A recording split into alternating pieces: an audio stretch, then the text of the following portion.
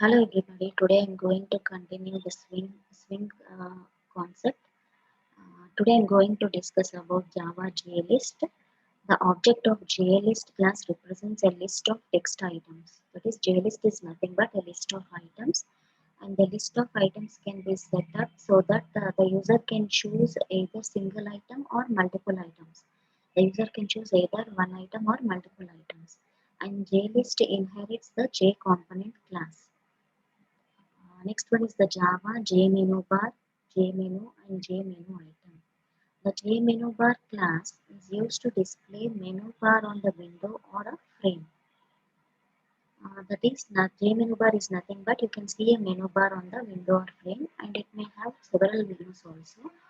And the object of JMenu class is a pull down menu component which is displayed from the menu bar. It inherits the JMenu item class. And the object of JMenuItem class is nothing but it adds a simple labeled menu item. And the items used in the menu must belong to the JMenuItem or any of its subclass. And next one is the Java J dialog. The Java J dialog box is nothing but it is a window-like thing which has a title and a border, and it is used to take some form of input from the user. Okay, JDialog is nothing but it is a window-like thing which has a title and a border and a title, and it takes input from the user. It inherits the dialog class. And unlike JFrame, whereas JFrame is having maximize and minimize buttons, but JDialog doesn't have the maximize and minimize buttons. Next is the JPanel. JPanel is a simplest container class. It provides space. JPanel contains the space where the components can be added. That is, components can be attached to the JPanel. It is similar to a container, and it inherits the JComponent class. JPanel doesn't have the title bar. Next is the Java JFrame. The Java x.swing.jframe class is a type of container which inherits the java.awt.frame class. And similar to the frame, which is having labels, buttons, text fields. The Java JFrame is having J labels, J buttons, J text fields as the components. So now we'll see some of the examples for this. First is the Java radio. We'll see what is a radio button.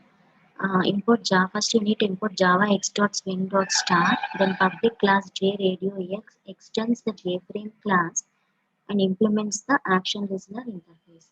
First, always the control starts from the main method. Inside the main method, once you say new JRadioEx, then the control enters into this constructor JRadioEx. And first, the object for the JRadio button RB1 is created, and the name of the JRadio button is mail. And the position of the JRadio button is set using RB1.setBounds. Next, the JRadio button RB2 object is created, and the name of the JRadio button RB2 is female. And the position of RB2 is set using RB2.setBounds. Then once a button group, see always for a radio button, only one option has to be selected. In order to select only one option, you need to add that radio button to the button group. So compulsorily an object of button group must be created.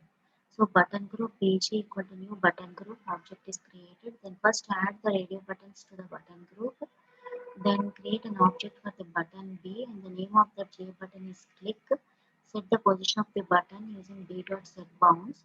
And once first add these radio buttons and buttons to the frame, then when you say b.add action listener of this, the control enters into this action performed of action event. If radio button 1 is selected, then show this dialog box that you are male. If radio button 2 is selected, then show this J option pane dot show message dialog that you are female. So when you run this program, we'll see the output. So what is the output here? See, if you select male and click the button, then this is the dialog box. This dialog box doesn't have a maximize and minimize buttons. Only close button is there. So your male is displayed here. And if you select female, either you can select only one option, either male or female. And if you select female and click this button, then your female dialog box will be displayed. So this is the output of the program. And next is the JMenu example.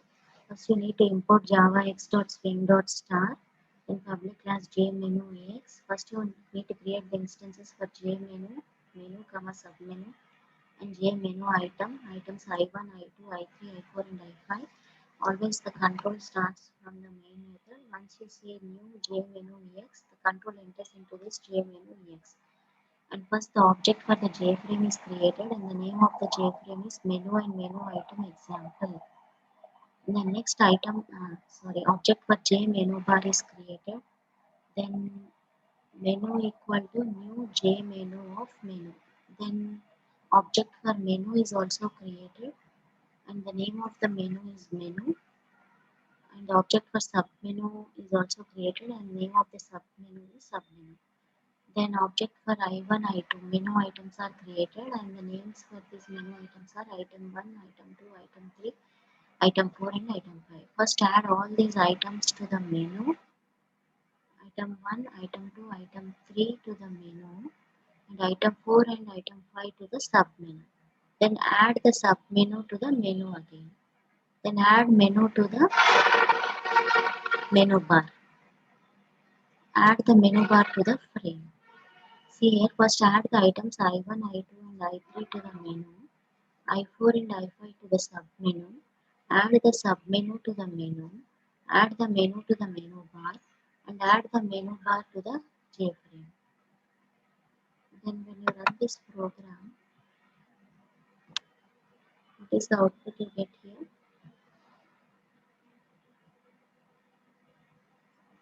So this is the menu. If you click on the menu, you get item 1, 2 and 3 because only item 1, 2 and 3 are added to the menu. And item 4 and 5 are added to the submenu. And the submenu is added to the menu is added to the menu bar, and menu bar is added to the frame. So this is the output of the program. Next is the Java list example. First import java x.swing.start and public class JList example. First always the control starts from the main method. When you say new JList ex, the control enters into this constructor. Then first you need to create the object for the JFrame. Then create the object for the J label. Set the position of the label. Set the size of the label with width 500 and height 100. Create an object for J button and the name of the J button is show. Set the position of the J button with v.set bounds. Then default list. Create an object for default list model and add elements for this list. Add elements for this list. What are the elements you need to add? C++, Java and PHP. Then create an object for JList and add this default list model into the JList. Then set the position of the list JList using list1.setBounds. Then again take one more default list model L2. Add the elements to L2, that is turbo C++, struts, string and YIL. Then again create one more object for JList list2. Set the position of list2 using list2.setBounds. Then add list1 and list2 to the frame. Add button and label also to the frame. And once you say b.add action listener of new action listener, control enters into action performed of action event. String data is empty here. First, whatever item you select using list1, that will be displayed, and whichever item you select in the list2, that also will be displayed. So multiple items can be displayed on the output. So list is used to select the multiple items. So here Java, if you select Java here in struts here and say click the show button, then programming language selected is Java and framework selected is struts. This is the output of the program. And next is the J dialog. First you need to import java x.swing.star, then public class J dialog ex and private static J dialog D. Create an instance for J dialog D. Control starts from the main method. When you say new J dialog ex, control enters into this constructor. First create the object for JFrame, then create the object for J dialog, and the name for the J dialog is dialog example. And set the layout of here a flow layout is used here. Set the layout to the dialog using new flow layout and create an object for J button B. Name of the button is OK, and when we say B dot add action listener, control enters into this public void action perform dot action event. Then J dialog dot D dot set visible false.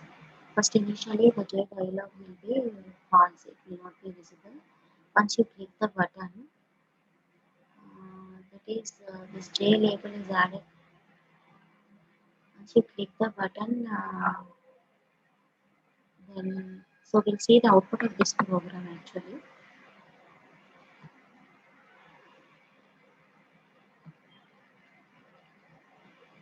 So what is happening here? You added the J label to the dialog. Okay, here D dot add of new J label. What is the J label name? Click button to continue. You added this J label to this dialog box and add the button also to the dialog box.